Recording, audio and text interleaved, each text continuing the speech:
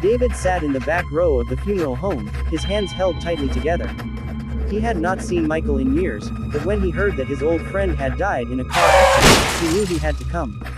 The room was quiet. People dressed in black sat in rows, their heads down. The smell of flowers filled the air. At the front of the room, a large photo of Michael stood next to the casket. But something felt wrong. People started to give speeches about Michael's life. Michael was a quiet man, one person said. He never traveled much. He liked to stay home. David frowned. That was not true. Michael loved traveling. He had spent months in Europe, sending David pictures from different countries. Another person spoke. Michael was an only child, and he had no family left. David felt his heart beat faster. That's not right. He had met Michael's sister before. She had invited him for Thanksgiving one year. Every speech had more mistakes. These weren't small errors. These were lies. David turned to the woman sitting next to him. Excuse me, he whispered. How did you know Michael? The woman looked confused. Michael, this is Daniel's funeral. David's breath caught in his throat.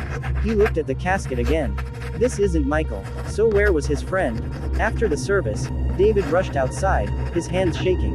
He pulled out his phone and called Michael's number. He expected the call to go to voicemail. But then, a voice answered, low, cautious. David, Michael. David whispered, what is going on? I just went to your funeral. There was silence. Then a sharp breath.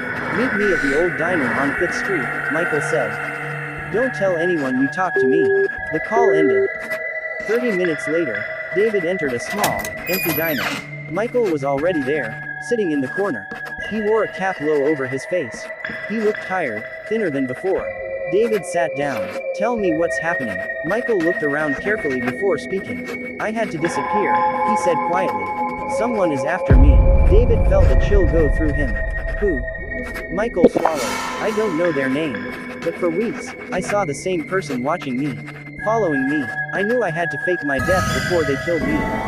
David took a deep breath. So whose funeral did I just go to? Michael hesitated. Then, he took a folded newspaper from his jacket and pushed it across the table. David opened it. It was an obituary for Daniel Carter.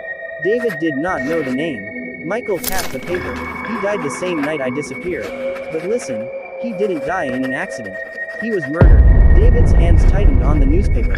Murdered. Michael nodded. And I think the same people who killed him are looking for me. David's stomach felt heavy. Why? What do they want from you? Michael leaned closer. His voice was almost a whisper. I know something I shouldn't. And if we don't figure this out, I won't be the only one in danger. A shadow moved outside the diner window. Someone was watching them.